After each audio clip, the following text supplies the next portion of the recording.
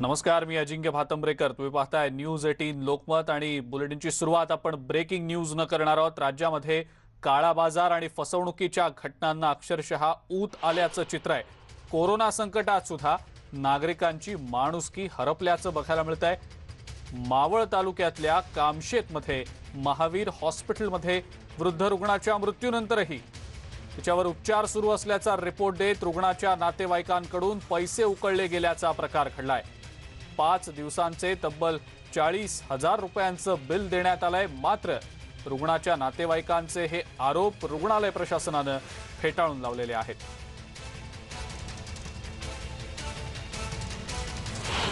4 दिवसांनी आम्ही जेव्हा फोन केला की डॉक्टरांना की किती पैसे आमचे परत येत आहेत, तर सुरुवातीला त्यांनी बिलच बनवलेलं नव्हतं। आणि जेव्हा बिल आम्हाला पाठवलं त्या बिलामध्ये ॲडमिटची तारीख 16 दिसते आहे आणि डिस्चार्जची तारीख 19 दिसते आहे।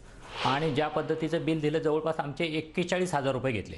10,000 रुपये लॅबची तर आम्हाला पावती पण दिली नव्हती। जेव्हा आम्ही परत विचारलं आमचे 10,000 रुपयाचं काय झालं, तर जी पावती दिली त्याच्यामध्ये 10,000 रुपयाची लॅब टेस्ट म्हणजे सगळे 10,000 रुपये कसे वापरलेत अशी पावती आम्हाला बनवून दिली। खरं तर हे ज्या पद्धतीने महावीर हॉस्पिटलने बिलाच्या बाबतीत केलेला गोंधळ आहे, खरं तर 41,000 रुपये जवळपास 5-6 तासाचे त्यांनी आमच्या पेशंटचे घेतलेले आहेत। जे रात्रीला कोणती बिलिंग प्रोसिजर होत नाही, कारण ड्यू टू मॅनपॉवर कमी असते आणि त्याच वेळी हॉस्पिटलमध्ये विविध इमर्जन्सीज होत्या। त्याच्यामुळे त्या दिवशी कोणताही आपलं बिलिंग झालेलं नव्हतं। आणि बिलिंग ज्या दिवशी बिलिंग झालं ते 19 तारीख होती। आणि सॉफ्टवेअरमध्ये असं असतं की तुम्ही जर 15 तारीख 16 तारखेचं पेशंट असेल आणि 19ला बिल बनवत असाल तर 19ची डेट त्याच्यावर येत असते। त्याच्यामुळे त्यांचं बिल जे झालेलं आहे, त्या बिल जे झालं ते एकाच दिवसाचं बिल झालेलं आहे, फक्त सॉफ्टवेअर ते 19 तारीख दाखवलेली आहे। आणि या संदर्भातली अधिक माहिती आपण जाणून घेणार आहोत। आपल्या सोबत आपले मावळचे प्रतिनिधी अनीस शेख आहेत। सध्या अनीस, मृत वृद्धेच्या नातेवाईकांकडनं अवाजवीरित्या बिल लाटल्याचा हा प्रकार समोर येताना दिसतोय। तब्बल 41,000 रुपये एक्स्ट्रा घेतले गेले तसा आरोप नातेवाईकांनी केलाय। अनीस, काय सगळा प्रकार? तालुक्यातील महावीर हॉस्पिटल कामशेत येथील ही घटना आहे।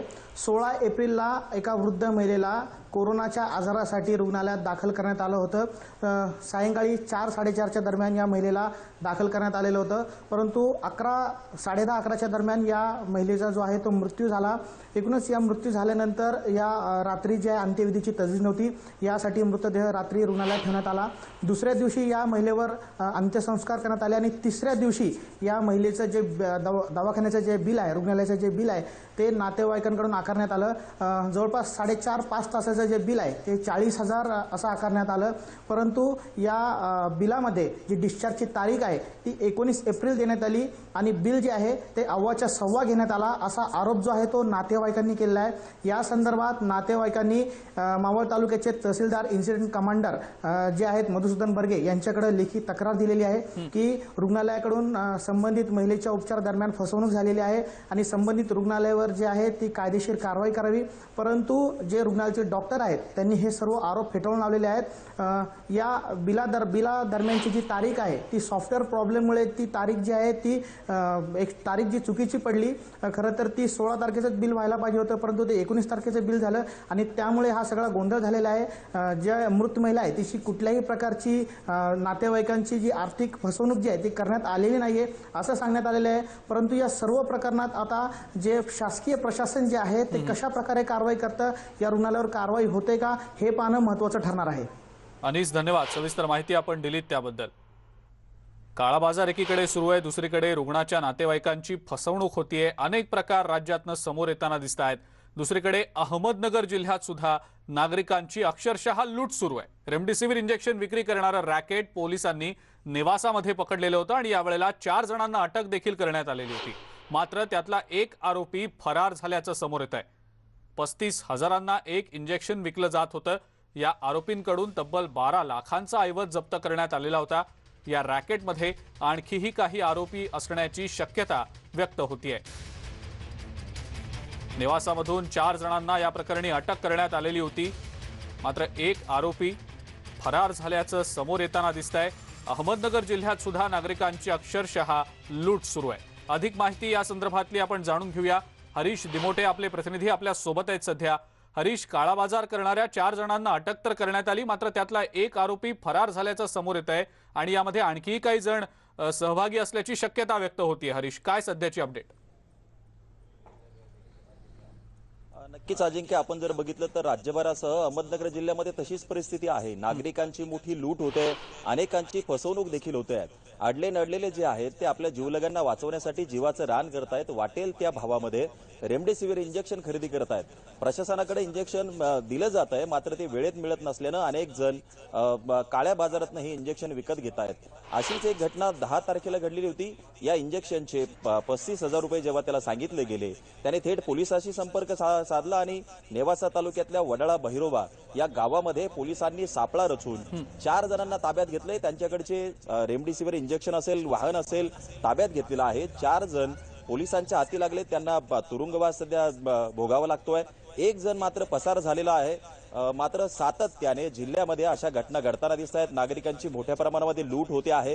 जिल्हा प्रशासन असेल, आरोग्य प्रशासन असेल, पोलीस असतील, यांची नजर या सगळ्यावरती आहे. मात्र दुसरीकडे नागरिक देखील पोलिसांशी मात्र संपर्क करत नाही, कारण त्यांना इंजेक्शन मिळवण्याचं पडलेलं असतं आणि आपल्या जीवलगाला वाचवण्याचं पडलेलं असतं. त्यामुळे अशा घटना घडून देखील लोक पोलिसांशी संपर्क साधत नाही. खरं तर पोलिसांशी नागरिकांनी संपर्क साधायला हवा. अजिंक्य. हरीश, धन्यवाद. सविस्तर माहिती आपण दिलीत त्याबद्दल. काळा बाजार रेमडेसिवीरचा अजूनही सुरू आहे आणि या काळा बाजारामुळे नागरिकांची अक्षरशः लूट होतीये. राज्यात अनेक ठिकाणावरनं हे असे प्रकार उघडकीला देखील येत आहेत. अहमदनगर मधला प्रकार बघितला आपण. नाशिकमध्ये देखील रेमडेसिवीरचा काळा बाजार जोरात सुरू असल्याचं समोर येत आहे. नाशिकच्या के वाघ कॉलेज जवळ रेमडेसिवीरची जादा दरानं विक्री सुरू होती. ही विक्री करत असताना एफडीआयनं धाड टाकली आणि 4 आरोपींना अटक केली आहे. 4 आरोपींमध्ये 3 महिलांचा समावेश आहे. 3ही आरोपी महिला मुंबईमध्ये नर्स म्हणून कार्यरत आहेत. 4ही आरोपी 27,000 रुपयांना एक इंजेक्शन विकत होते. एफडीआयनं बनावट ग्राहक पाठवून खरेदी करताना आरोपींना रंगेहात अटक केलेली आहे.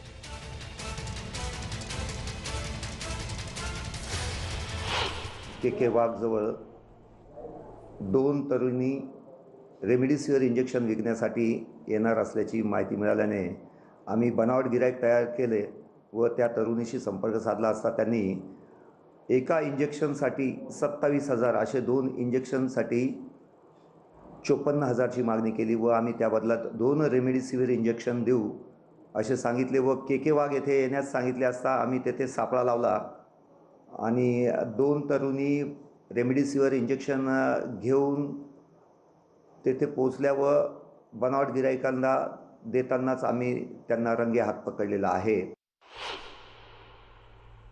याबाबत एफडीएचे सहआयुक्त दुष्यंत भामरे यांच्याशी संवाद साधला आमचे प्रतिनिधी प्रशांत बाग यांनी. नाशिकमध्ये पुन्हा एकदा रेमडेसिवीरचा काळाबाजार करणारं रॅकेट उघडकीला आणलंय. आणखीन ही पुन्हा सातत्यानं कामगिरी एफडीएच्या अधिकाऱ्यांनी केली आणि ज्या पद्धतीनं रेमडेसिवीरची गरज लक्षात घेऊन विक्री करण्याचं एक रॅकेट जे समोर येतं, याच्यामध्ये अनेक खासगी हॉस्पिटल्सही दिसत आहेत.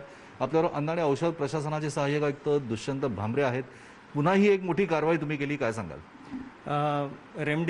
रेमडेसिवीर जसं आपल्याला माहिती आहे की हे औषध आता आपण कंट्रोल केलेलं होतं, कोटा येत होता.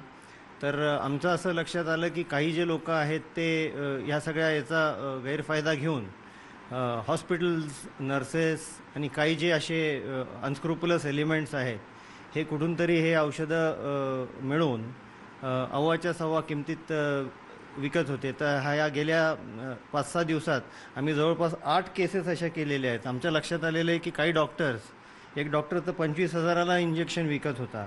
तसंच क्लिनिकचे 1-2 लोक सापडलेले आहेत. टोसिलिझुमॅबच्या संदर्भात सुद्धा आम्हाला जी इन्फॉर्मेशन होती त्याच्यातही आमच्या लक्षात आलेलं आहे की काही हो नक्कीच, पण गुप्त माहितीवरनं तुम्ही हे ट्रॅप लावतात, पकडतात.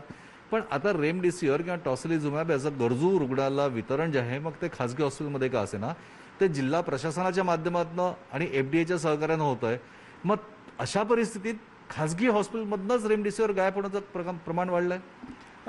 याच्यात असं आहे की जी कार्यपद्धत आता आपण ठेवलेली आहे की आपण ऑलरेडी कंट्रोल रूम ठेवलेले आहेत. कलेक्टर ऑफिसचे लोक तिकडे मॉनिटर करत आहेत. आपलेसुद्धा लोक त्या टीममध्ये आहेत.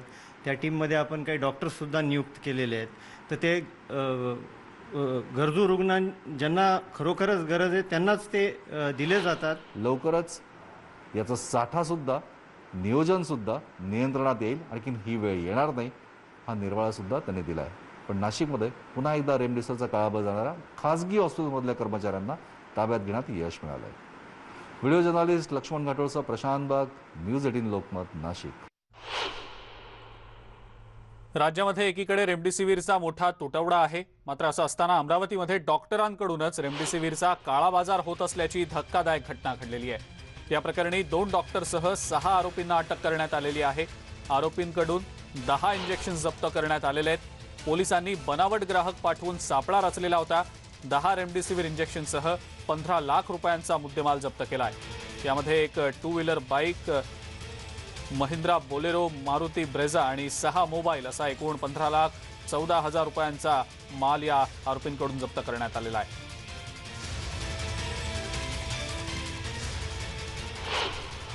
काल आपल्याला गुप्त बातमीदार पे माहिती मिळाली की रेमडेसिवीरची कालाबाजारी चालू आहे. तर याच्यामध्ये आपण डिकॉय पाठवून आपल्याला एक व्यक्ती मिळाला जे 12,000 रुपयात रेमडेसिवीरचे वायल्स आपल्याला देणार होता. त्या व्यक्तीला आपण ताबडतोब डिटेन केले आणि त्याच्याकडून विचारपूस केल्यानंतर हे पूर्ण रॅकेट्स उघडकीस आला, ज्याच्यामध्ये 2 डॉक्टर्स, एक खाजगी हॉस्पिटलचे डॉक्टर आहे आणि एक भातकुली PHCचे डॉक्टर आहे. असे 2 डॉक्टर्स, एक नर्स जे आपल्या इरविन हॉस्पिटलमध्ये स्टाफ नर्स आहे, एक प्रायव्हेट हॉस्पिटलच्या लॅब असिस्टंट आणि एक सुपर स्पेशालिटीच्या आपला अटेंडंट आणि एक महावीर हॉस्पिटलचे अटेंडंट, असे 6 आरोपी आपण अटक केले आहोत आणि त्यांच्याकडून एकूण 10 नग रेमडेसिवीरचे वायल आपल्याला जप्त झाले. दरम्यान अमरावतीमधल्या या प्रकरणाची उच्चस्तरीय चौकशी व्हावी अशी मागणी भाजपनं केलेली आहे. पोलीस आयुक्तालयातील गुन्हे शाखेनं 6ही आरोपींची पोलीस कोठडी न मागता थेट तुरुंगात रवानगी केली आहे. या आरोपींची जर पोलीस कोठडी मागितली असती तर शहरातलं एक मोठं रॅकेट उघडकीला आलेलं असतं. त्यामुळं या प्रकरणामध्ये पोलिसांवर दबाव तर आलेला नाही ना, असा सवाल भाजपनं उपस्थित केलाय. भाजपच्या वतीनं जिल्हाधिकाऱ्यांना उच्चस्तरीय चौकशीसाठीचं निवेदनही देण्यात आलेलं आहे. सर्वांची उच्चस्तरीय चौकशी व्हावी, कारण आपलं एकच म्हणणं आहे की जनतेच्या जीवाशी खेळू नका. आणि शासन काय करताय, प्रशासन काय करताय, एवढे गंभीर प्रश्न असताना ब्लॅकमेलिंग करणं, अधिकाऱ्यांच्या गाडीत रेमडेसिवीरसारखे इंजेक्शन सापडणं हे अतिशय जनतेच्या दृष्टीने, सगळ्यांच्या आरोग्याच्या दृष्टीने. एकीकडे आपण वेगवेगळ्या कॅसेट व्हायरल करत असतो, वेगवेगळे संदेश देत असतो, पण हा संदेश निश्चित जनतेमध्ये वाईट गेलेला आहे. आणि हे एवढंच रॅकेट नाही, PCR का घेतला नाही, हे मात्र कोणाच्या दबावाखाली हे घडलं, हा मात्र प्रश्न निश्चितच आहे. आणि या सगळ्या प्रकारासंदर्भात अधिक माहिती आपण जाणून घेऊया. संजय शेंडे आपले प्रतिनिधी आपल्या सोबत आहेत सध्या. संजय, एकीकडे आपण बघितलं तर रेमडेसिवीरचा काळा बाजार सुरूच आहे, दुसरीकडे या प्रकरणामध्ये आता वेगळ्या प्रकारचं काही राजकारण रंगतंय की काय, असं एकंदरीतच बघायला मिळतंय. संजय, काय सांगता येईल त्याबद्दल? अजिंक्य, निश्चितच अमरावती शहरातही मोठ्या प्रमाणात रेमडेसिवीर इंजेक्शनचा काळाबाजार होत असल्याच्या अनेक तक्रारी होत्या आणि अनेकांनी हे इंजेक्शन जे आहे ते खासगी रुग्णालयातून 20-20 हजाराला विकत घेतलेलं आहे आणि ही माहिती पोलीस आयुक्तांना मिळाली. त्यामुळं पोलीस आयुक्त डॉक्टर आरती सिंग यांनी या प्रकरणात खरं तर गुन्हे शाखेच्या पोलिसांना कामी लावून त्यांनी त्यात कारवाई केली आणि यात एक शुभम सोनटक्के नावाचा जो युवक आहे, त्या युवकाला आधी ट्रॅप करण्यात आला. यामध्ये त्यांनी 12,000 रुपयाचे इंजेक्शन देण्याचे कबूल केले. त्यानुसार त्याच्याकडून ते इंजेक्शन घेतलं आणि त्याला इंजेक्शन नेमकं कोण दिलं असं सगळी चौकशी करत असताना त्यानंतर त्याला ग्रामीण रुग्णालय भातकुली येथील डॉक्टर अक्षय मधुकर राठोड हा डॉक्टर त्याच्या जाळ्यात अडकला आणि त्यानंतर हे सगळं जे प्रकरण आहे यामध्ये जिल्हा कोविड रुग्णालयातील अनिल गजानन पिंजरकर आणि सोबतच तिवसा येथील ग्रामीण रुग्णालयातील वैद्यकीय अधीक्षक पवन मालुसरे हे डॉक्टर जे आहे हे डॉक्टर अडकल्याचे यात सगळं पोलिसांपर्यंत निष्पन्न झालं. या पोलिसांनी या सगळ्या 6 जणांना अटक केली. यांच्याकडून डॉक्टर पवन मालुसरे यांच्या वाहनात हे रेमडेसिवीर इंजेक्शन सापडले आणि पवन मालुसरे हे शासकीय रुग्णालयात कार्यरत असताना त्यांनी खासगी एक संजीवनी कोविड केअर सेंटर नावाचं कोविड केअर सेंटर सुद्धा उभारलं होतं. खरं तर खासगी रुग्णालयात नोकरी करत असताना खासगी सेंटर उभं करता येत नाही. मात्र त्यांनी जे अवैधपणे केलं होतं त्याचा तपास आता जिल्हाधिकारी करत आहे. मात्र ही सगळी कारवाई केल्यानंतर पोलिसांनी यांच्याकडून इंजेक्शन जप्त केली, गाड्या जप्त केल्या. हे सगळं झाल्यानंतरही एरवी साधा 2000चा मोबाईल जरी पकडला तर पोलीस त्याचा 2 ते 3 दिवस PCR मागतात. मात्र एवढ्या गंभीर प्रकरणात जिथे औषधाचा काळा बाजार होतो, रेमडेसिवीर इंजेक्शनचा काळा म्हणजे बाजार होतो, पोलिसांवर या कोणाचा प्रकरणात दबाव पोलिसांनी- आहे की काय असा प्रश्न एकीकडे भाजपनं उपस्थित केला आहे आणि जिल्हाधिकाऱ्यांकडेच आता थेट मागणी केली आहे की उच्चस्तरीय चौकशी या सगळ्या प्रकरणाची केली जावी. संजय, धन्यवाद, सविस्तर माहिती आपण दिलीत त्याबद्दल. एका ब्रेकची वेळ झाली आहे. ब्रेकनंतर इतरही महत्त्वाच्या बातम्या आपण बघूया. बघत रहा न्यूज 18 लोकमत.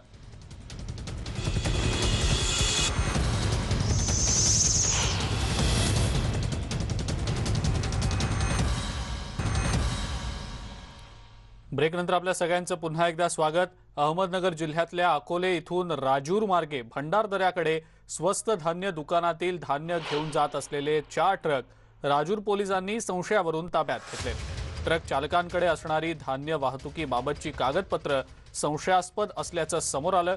हे धान्य गरिबांना वाटपासाठी नेलं जात होतं की काळ्या बाजारात याची विक्री करण्यासाठी नेलं जात होतं याची चौकशी आता सुरू झालेली आहे. ट्रक चालकांच्या संशयास्पद हालचाली आणि कागदपत्रांवर गोडाऊन कीपरच्या सह्या नसल्यानं पोलिसांचा संशय आणखी बळावलाय. गरीब असलेल्या माणसाला या ठिकाणी अन्नधान्य या ठिकाणी वेळेवर भेटलं पाहिजेत या अपेक्षेने केंद्र सरकार मोफत धान्य देत आहे. परंतु या मोफत धान्यावरती देखील जे कोणी लोक डल्ला मारतात आहेत या डल्ला मारणाऱ्या लोकांवरती तात्काळ कारवाई झालीच पाहिजे ही आमची या ठिकाणी तहसीलदार साहेब, पुरवठा अधिकारी, जिल्हाधिकारी या सर्वांना सांगणे. अन्यथा या ठिकाणी जे काही पाहिलं असेल त्या गरिबाच्या तोंडातलं अन्न काढायचं ज्यांनी काम केलेलं आहे, पाप केलेलं आहे, त्यांना निश्चितपणाने रस्त्यावर या ठिकाणी उतरून जाब विचारल्याशिवाय राहणार नाही. आणि या सगळ्या महत्त्वाच्या बातम्यांसोबतच बुलेटिनमध्ये वेळ झाली इथंच थांबण्याची. ताज्या बातम्या आणि अपडेट्ससाठी बघत राहा फक्त न्यूज 18 लोकमत.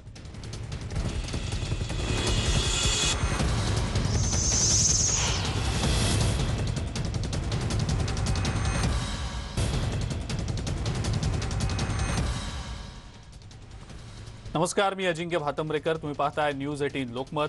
आज नवी उमेद आणि नव्या भरारीसह आपल्या समोर काही प्रोत्साहनात्मक आणि प्रेरणादायी अशा कहाण्या सादर करणार आहोत ज्यामध्ये कोरोना सारख्या महामारीत सुद्धा उमेद न हरता जिद्दीनं परिस्थितीशी 2 हात करत एक छबी निर्माण केलेल्या अशाच काही प्रेरणादायी बाबींशी आपण एकरूप होणार आहोत जेणेकरून आपणा सुद्धा आजच्या या अक्षय्य तृतीयेच्या दिवशी अक्षय्य ऊर्जा मिळू शकेल.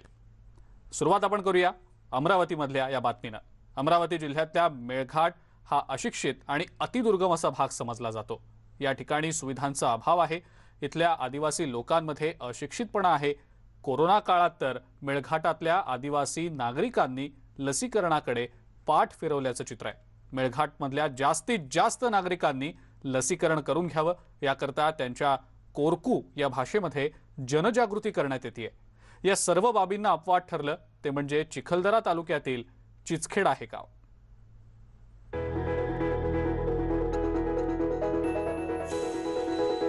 अमरावती जिल्ह्यातलं हे आहे चिचखेडा गाव. आता तुम्हाला प्रश्न पडला असेल की कोरोना काळात आम्ही तुम्हाला हे गाव का दाखवतोय. तर मंडळी, या गावानं कोरोना काळात राज्यासह देशासमोर आदर्श निर्माण केलाय. देशात कोरोनाच्या दुसऱ्या लाटेनं थैमान घातलं असताना यावर लसीकरण एकमेव उपाय आहे. त्यामुळे पुढील धोका ओळखून चिचखेडा या गावानं गावातील 45 वर्षांवरील सर्व नागरिकांचं लसीकरण पूर्ण केलंय. म्हणजे गावातील 100% लसीकरण पूर्ण करणारं राज्यातलं चिचखेडा हे पहिलं गाव ठरलंय. डॉक्टर आए और पटेल आए, उन्होंने बोला भाई लसीकरण का अपने को ये प्रोग्राम लेना है. वो लिया. डॉक्टर साहब आए, उन्होंने मीटिंग ली और बोला भाई आपको ये करना है. तो हम सब लोगों को भी समझाया. पटवारी साहब आए, इन्होंने भी हमको मदत की. प्रत्येकाच्या इथं RT-PCR टेस्ट केल्यात. तिथे पण आम्हाला त्यानंतर सभा घेतल्या. त्यानंतर 200 जणांचे RT-PCR इथं कलेक्ट करण्यात आले. त्यानंतर तिथे 6 लोक त्या याच्यामध्ये टेस्टमध्ये पॉझिटिव्ह आले आहेत आणि त्यानंतर गृहविलगीकरण करून त्यांना योग्य तो उपचार देऊन इथे त्यांना घरीच बरं करण्यात आलं आहे. आणि त्यानंतर आम्ही लगेच लसीकरण घेऊन 45 वर्षाच्या वरती जवळपास इथे 100% लसीकरण झालेलं आहे. या गावाची लोकसंख्या अवघी 604 इतकी आहे. त्यामध्ये 45 वर्षांवरील व्यक्तींची संख्या आहे 136 आणि या सर्व नागरिकांचं लसीकरण गावानं पूर्ण केलंय. गावातील तलाठी, पोलीस पाटील यांच्यासह सर्व कर्मचाऱ्यांनी ग्रामस्थांना लसीकरणासाठी प्रोत्साहित केलं. भरपूर काही सहकार्य केलं. तर जे यादी तयार केलं होतं आम्ही 45 वयावरील, ते आता नाहीतरी जवळपास 70-80 लोक होकार दिलं आहे किंवा आम्ही वॅक्सिनेशन घ्यायला तयार आहे. तर त्यानुसार मग आम्ही प्राथमिक आरोग्य केंद्र इथं कळवलं आहे की सर इथं एवढ्या लोकांना वॅक्सिनेशनची आवश्यकता आहे. तर सरांनी पण होकार दिला आहे. त्याच्यानंतर वॅक्सिनेशन झालेलं होतं आणि जे लोक घेत नसाल तर त्यांच्या प्रत्येक घरोघरी जाऊन त्यांना सांगितलं आहे की बा वॅक्सिन घ्या. वॅक्सिन घेतल्यानंतर त्याचे खूप काही फायदे आहे. कारण की कसं आहे, जोपर्यंत तुम्ही वॅक्सिन घेणार नाही तोपर्यंत तुमच्या शरीराला धोकाच आहे. शासनानं 18 ते 45 वर्षांवरील नागरिकांचं लसीकरण तुर्तास थांबवलंय. पुन्हा लसीकरण सुरू झाल्यास गावातील उर्वरित नागरिकांचंही लसीकरण तातडीनं केलं जाणार आहे. चिचखेडा गावानं त्यांची जबाबदारी ओळखून आपलं गाव आणि परिसर सुरक्षित केलाय. त्यामुळे आता इतर गावांनी देखील चिचखेडा गावाचा आदर्श घेण्याची गरज आहे. अमरावतीहून संजय शेंडेसह ब्युरो रिपोर्ट, न्यूज 18 लोकमत. कोरोनाच्या संकटामुळे अनेकांना सध्या वर्क फ्रॉम होम करावं लागतंय. मात्र आरोग्य कर्मचारी, पोलीस, पत्रकार यांना फील्डवर उतरल्याशिवाय पर्याय नसतो. असे अनेक आरोग्य कर्मचारी आहेत ज्यांचं काम उल्लेखनीय आहे. आता आपण पाहूया कोल्हापूर जिल्ह्यातल्या परिचारिका लीना सूर्यवंशी यांची ही कहाणी. 2.5 वर्षांच्या जुळ्या मुलांना घरी ठेवून लीना सूर्यवंशी कोरोना विरोधातली आपली लढाई लढतायत.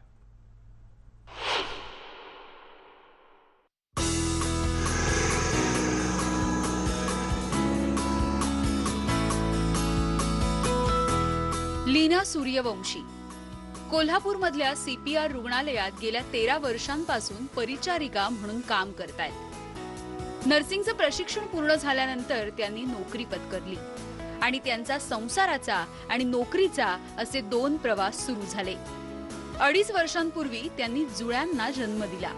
घरी 1.5 वर्षांची जुळी मुलं असतानाही मागच्या वर्षी त्यांनी कधीच सुट्टी घेतली नाही. चोखपणे आपली ड्युटी बजावली.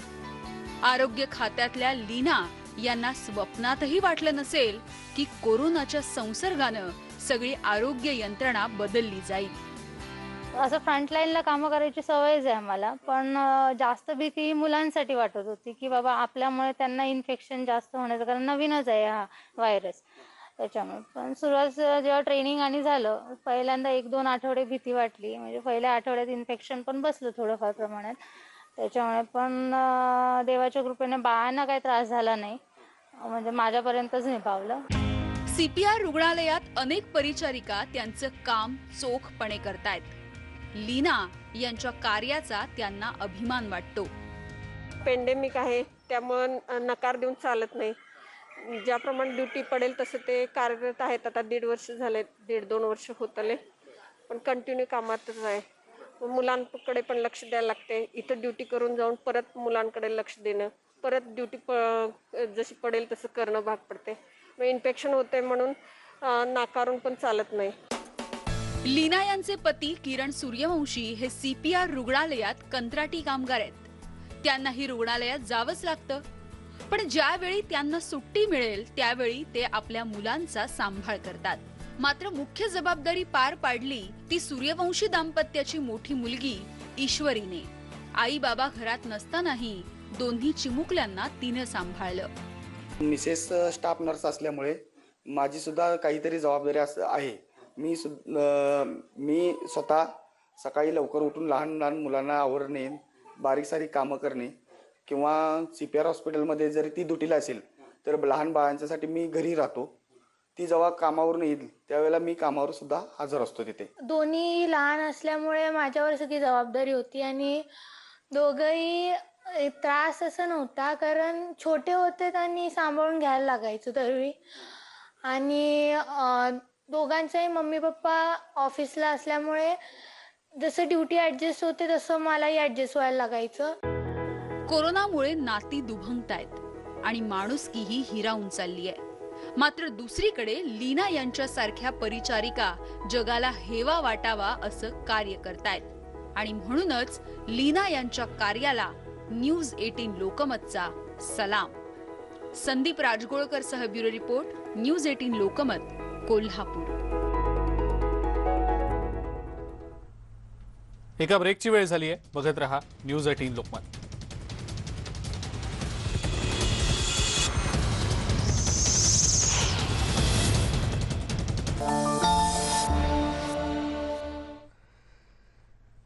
टेलिमेडिसिनद्वारे तज्ज्ञ डॉक्टरांचं मार्गदर्शन आपल्याला ऑनलाईन मिळणं शक्य होणार आहे.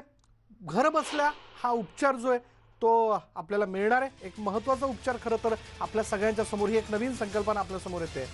पण कोरोना रुग्णसंख्या वाढत असल्यानं उपचार करण्यात मोठ्या अडचणी येत आहेत. विशेषतः ग्रामीण भागात रुग्णसेवा पुरवणं अवघड होऊन बसलंय. आता रुग्णांना मोठा दिलासा मिळणार आहे. ज्या जिल्ह्यात मेडिकल कॉलेजेस आणि इतर मोठ्या वैद्यकीय सुविधा नाहीत त्या जिल्ह्यात टेली ICU युनिट सुरू करण्यात येणार आहे. हो, पुन्हा एकदा ऐका, tele ICU unit.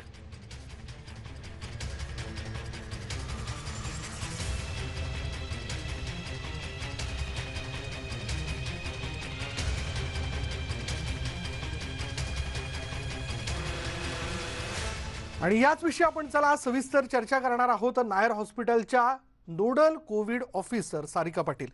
Sarika Patil, आपल्याला अक्षय तृतीया आणि त्याचबरोबर ईदच्या खूप खूप शुभेच्छा. अर्थात आज देखील नवी उमेद नवीन भरारी असं म्हणत न्यूज 18 लोकमत एका नवीन रूपात खरं तर आपल्यासमोर आलेला आहे. ते सगळं चित्र आपल्याला आवडेलच. पण आपण एका पॉझिटिव्ह नोटवरती आजच्या दिवसाला चर्चा करूयात. ती आहे अर्थात टेलिमेडिसिनबद्दलची. कारण या सगळ्या कालावधीमध्ये एक पाऊल आपण पुढे टाकलं पाहिजे. भलेही काही गोष्टींची कमतरता असेल तर टेलिमेडिसिन ही जी संकल्पना आहे ही कमतरता कशी भरून काढेल? नमस्ते. आपल्याला व न्यूज 18च्या तमाम दर्शकांना अक्षय तृतीया व ईदच्या खूप खूप मनापासून शुभेच्छा. धन्यवाद. अर्थात टेलिमेडिसिन ही जी संकल्पना आहे, it's a welcome change I would say. कारण सध्या आपण बघत आहोत की मुंबई म्हणा, पुणे म्हणा, या प्रगत विभागांमध्ये ज्या पद्धतीने पेशंटला ट्रीट केलं जातं, तो जो एक अप्रोच असतो, तो जो एक मल्टी डिसिप्लिनरी टीमचा अप्रोच असतो, कुठेतरी दुर्गम भागांमध्ये, जिल्ह्यांमध्ये किंवा त्या खालच्या रुग्णालयांमध्ये हा अप्रोच असणं शक्य नसतं. कारण ऑल फॅसिलिटीजचे डॉक्टर्स, ऑल फॅकल्टीचे डॉक्टर्स कारण आपण बघितलेलं आहे की कोविड रुग्ण यांच्यामध्ये ऑलमोस्ट सगळ्या सिस्टम्स अफेक्ट झालेल्या असतात. त्यामुळे when we talk about treating a covid patient, त्यावेळेस आपल्याला एका MD मेडिसिनची गरज पडते, आपल्याला एका नेफ्रोलॉजिस्टची गरज पडते, आपल्याला चेस्ट मेडिसिनच्या फिजिशियनची गरज पडते. आणि त्याबरोबर आपण आताच बघत आहोत की there is ophthalmic involvement, there is ENT involvement in the form of mucormycosis वगैरे. तर या सगळ्या कारणांमुळे ह्या अशा पेशंट्सला एका मल्टी डिसिप्लिनरी टीमची ट्रीटमेंटची गरज असते. आणि टेलिमेडिसिन हा त्यांच्यातला एक दुवा ठरणार आहे. कारण इतर दुर्गम ठिकाणी ह्या सगळ्या ऑल फॅकल्टी डॉक्टरचा अप्रोच असणं शक्य होणार नाही आहे. तर अशा मेडिकल कॉलेजेसमध्ये आपल्याला या डॉक्टर्सचं एक्सपर्टीज घेणं शक्य होणार आहे because of this facility. So it will be a welcome change आणि it will be a revolution. आणि ही खरोखरच खूप सुंदर संकल्पना आहे. डॉक्टर सारिका, आता क्षणाला बहुतांशी न्यूज 18 लोकमतचे दर्शक आपल्याला ऐकतायत, ही सगळी संकल्पना समजून घेतात. अर्थात यातले काही ग्रामीण भागातली लोक पण आहेत. त्यामुळे थोडंसं आपण अधिक सोपं करूयात या लोकांसाठी की जर मला या सुविधेचा लाभ घ्यायचा असेल, म्हणजे मी जर आजारी पडलोय किंवा मी पॉझिटिव्ह निघालो, मी हॉस्पिटलमध्ये काही कॉम्प्लिकेशन्स तयार होत आहेत, तर मग तुम्ही जसं म्हणालात की ही मल्टीटास्किंग टीम तुमच्या अवतीभोवतीच आहे, पण ती व्हर्च्युअली तुम्हाला भेटणार आहे. कशी ती भेटेल, कसा आपण त्याचा लाभ घेऊ शकतो, म्हणजे technically approach? To elaborate it further, आता समजा एखादा रुग्ण एखाद्या जिल्हास्तरीय रुग्णालयामध्ये ॲडमिट आहे आणि हा तो तिकडच्या ICU मध्ये आहे, बरोबर. त्याला मल्टी ऑर्गन फेलियर आहे, मल्टी ऑर्गन इन्व्हॉल्वमेंट आहे. तिथला जो डॉक्टर आहे तो समजा तुम्ही एक MD मेडिसिन डॉक्टर आहे किंवा MBBS डॉक्टर आहे जो ट्रीट करतोय आहे, पण अशा वेळेस आपल्याला बऱ्याच वेळेला काही अडचणी येतात की बाबा ह्या पेशंटचे आता मी कुठले इन्व्हेस्टिगेशन्स करायचे आहेत, किंवा या पेशंटला आत्ता मला रेमडेसिवीर सारखं इंजेक्शन चालू करायचं आहे की नाही करायचं आहे, इन्फेक्शन जे सायटोकाईन स्टॉर्म आहे तो ह्या क्षणी आहे का it is about to come, आणि त्यावेळेस आपल्याला इंजेक्शन टोसिलिझुमॅब किंवा इटोलिझुमॅब हे द्यायचं आहे इन अँटिसिपेशन. तर हे जे काही सर्व निर्णय असतात ते केवळ एका व्हॉट्सअप कॉलने किंवा व्हॉट्सअप व्हिडिओ कॉलने आपण तिथे बसल्या बसल्या आपले मुंबई किंवा बाहेरचे डॉक्टर्स त्या रुग्णाला बघू शकतात, त्याचे पॅरामीटर्स बघू शकतात. There can be 1-to-1 conversation between the doctors, आणि because of all these things आपला मुंबईचा डॉक्टर त्या जिल्हास्तरीय रुग्णालयातील पेशंटला ट्रीट करणार आहे. सो ही जी एक्सपर्टीज आहे ती आपल्याला तिथे बसून देखील लाभणार आहे. त्यामुळे ह्या सगळ्या संकल्पनेमुळे भरपूर वेळा की मेडिसिन चा जो अतिवापर होतोय तो टाळता येण्यासारखा आहे, किंवा एकदम करेक्ट टाइमला ती जी मेडिसिन दिली गेली पाहिजे in order to halt that viral replication process in the body. तो व्हायरसला कुठल्या क्षणी तो मारा झाला पाहिजे हे सगळं आपल्याला या फॅसिलिटीद्वारे पॉसिबल होणार आहे. अलॉंग विथ दॅट काही कॉम्प्लिकेशन्स आहेत जे जास्त एक्सपिरियन्सने आपण इझिली पिकअप करू शकतो. फॉर एक्झाम्पल जसं मी आत्ता बोलले की ऑनगोईंग फंगल इन्फेक्शन होण्याचे चान्सेस असतात बिकॉज इम्युनिटी कमी झालेली असते कोविड पेशंट्स. सो हे अर्ली स्टेजेसमध्ये पिकअप करणं जे कदाचित आपल्याला आपण रुरल हॉस्पिटलमध्ये किंवा डिस्ट्रिक्ट लेवल हॉस्पिटलमध्ये ते मिस होण्याची शक्यता असते. तर हे असे काही जे लक्षणं आहेत जे केवळ एक्सपर्टीज पिकअप करू शकतात, ते अर्ली पिकअपमुळे आपल्याला अर्ली ट्रीटमेंट सुरू करता येईल. आणि मोस्ट इम्पॉर्टंट पेशंट आता सध्या जे आपण बघत आहोत की जरा केसेस जरी कमी जात असल्या तरी mortality is one of the factor which is really troubling us. तर त्या मॉर्टॅलिटीला कमी करण्यासाठी या फॅसिलिटीचा खरंच खूप उपयोग होणार आहे. बरं, म्हणजेच ह्या संकल्पनेच्या माध्यमातून पेशंट ॲज वेल ॲज जर तुम्ही हॉस्पिटलमध्ये आहात तर त्या पेशंटला ट्रीट करणारा तिथला स्थानिक डॉक्टर हा स्पेशलिस्टशी थेट कनेक्ट होऊ शकतो. पण मग त्याच्यासाठी म्हणून म्हणजे माझा म्हणून प्रश्न माझ्या मनातला बऱ्याच वेळेस ही जी तुम्ही म्हणाला एक टास्क टीम, एक समूह, तो एका सॉफ्टवेअरमध्ये असणार आहे का, किंवा काही त्याचा ग्रुप किंवा त्याची डिटेल्स त्या डॉक्टरला दिलेले असतील का की ज्यातनं आपण त्या डॉक्टरला संपर्क करू शकतो? ह्याचा एक पायलट प्रोजेक्ट आधी राबवला गेला होता about this tele ICU.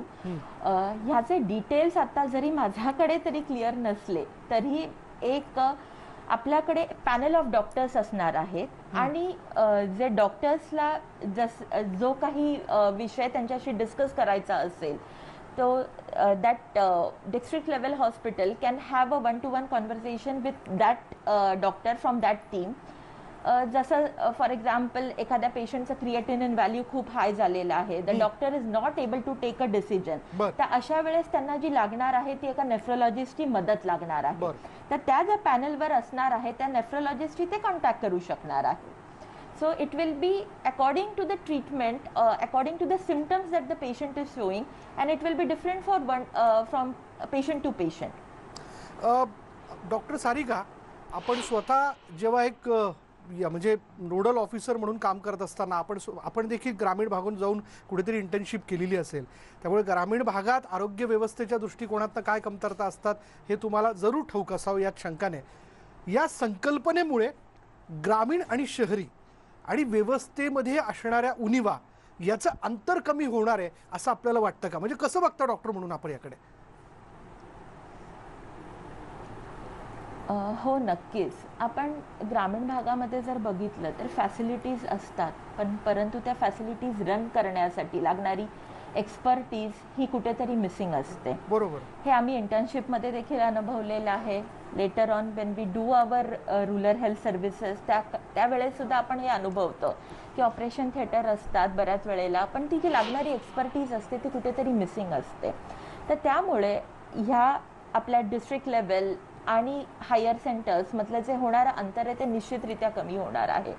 Because कुठेतरी ती जी मिसिंग मॅनपॉवर आहे किंवा ती जी मिसिंग एक्सपर्टीज आहे ती ही फॅसिलिटी भरून काढणार आहे. कारण त्यांच्याकडे लॉजिस्टिक जर बघितलं आपण तर सगळं काही आहे, पण त्या लॉजिस्टिकचा योग्य वापर कसा करावा.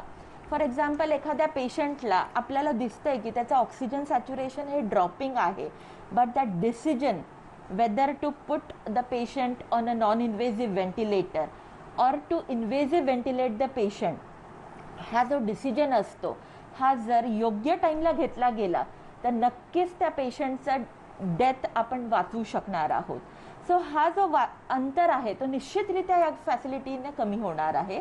Because it will help us to use the proper and the optimum utilisation of the logistics जे आपल्या हातात आहे आणि जे ड्रग्स आहेत त्याचा योग्य व्यापार करता येणार आहे आपल्याला. आणि या दोन्ही गोष्टीमुळे साहजिकच ही अत्यंत चांगली अशी सुविधा ठरणार आहे.